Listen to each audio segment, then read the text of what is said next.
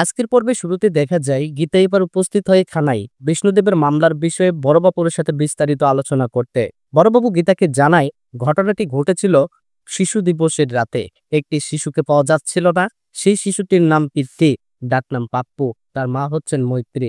তিনি আরো জানান এই মামলার মূল অভিযুক্ত হচ্ছে বিষ্ণুদেব, একজন বিত্তশালী ব্যক্তি। বিদেশ থেকে মিউজিক নিয়ে উচ্চতর পড়াশোনা করেছেন। কলকাতার অন্যতম নামী একটি music school Vishnudev music academy তারই প্রতিষ্ঠিত প্রতিষ্ঠান। ঘটনার দিন অর্থাৎ শিশু দিবসে ওই স্কুলের শিশুদের জন্য একটি গানের অনুষ্ঠান হয়। অনুষ্ঠান শেষে সবাই বাড়ি ফিরে এলেও পাপ্পু বাড়ি ফেরেনি। মৈত্রী বহু খোঁজাখুঁজি করেও যখন ছেলেকে খুঁজে পেলেন না, তখনই তিনি থানায় গিয়ে নিখোঁজ ডায়েরি, তারপর পরবর্তীতে এফআইআর করেন। তারপর বড়বাবু গীতাকে জানান এই মামলায় যাবতীয় প্রমাণ, সিসিটিভি ফুটেজ, লোকদের জবানবন্দি, এমনকি অবস্থানগত প্রমাণ সবকিছু বিষ্ণুদেবের বিরুদ্ধে। কিন্তু সবটাই কেমন যেন সাজানো মনে হচ্ছে। আরো এক চাঞ্চল্যকর তথ্য দেন তিনি। তবে বিষ্ণুদেবের একজন ঘনিষ্ঠ প্রেমিকা ছিলেন, নাম নতি। 3 দিন পর বিষ্ণুদেবের বাড়ির পিছনের জলাধার টাঙ্কি থেকে পাপ্পুর মরদেহ উদ্ধার হয়। ঠিকই সেই সময়ে গীতার ফোনে কল আসে মৈত্রীর। মৈত্রী তাকে স্পষ্ট জানায় এই কেসে আপনি ইনভলভ হবেন না। কিন্তু গীতা সাহসিকতার সাথে উত্তর দেয়, আমি আগেই এই কেসে জড়িয়ে পড়েছি।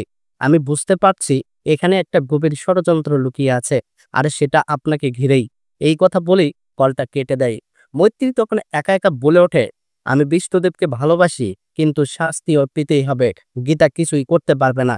গীতা এবার বড়বাবুকে সঙ্গে নিয়ে উপস্থিত হয় বিষ্ণুদেবের মিউজিক স্টুডিওতে।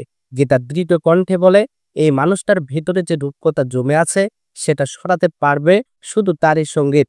এই অসম্ভবকে সম্ভব করতে হবে। তারপর স্টুডিওর ভিতরে ঢুকেই গীতা কানে হেডফোন পরে বিষ্ণুদেবের রেকর্ড করা একটি গান শুনতে শুরু করে।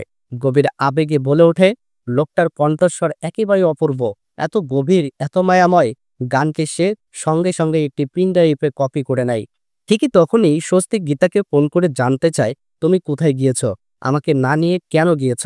গীতা হালকা হাসি দিয়ে বলে, আমার কিছু হবে না স্বস্তিক বাবু। স্বস্তিক বলে, প্লিজ ফিরে এসো, আমার ভয় করছে। কিন্তু গীতা বলে, ফিরে আসার কোনো উপায় নেই। আমি এই কেসের শেষ দেখেই দবেই ফিরবো।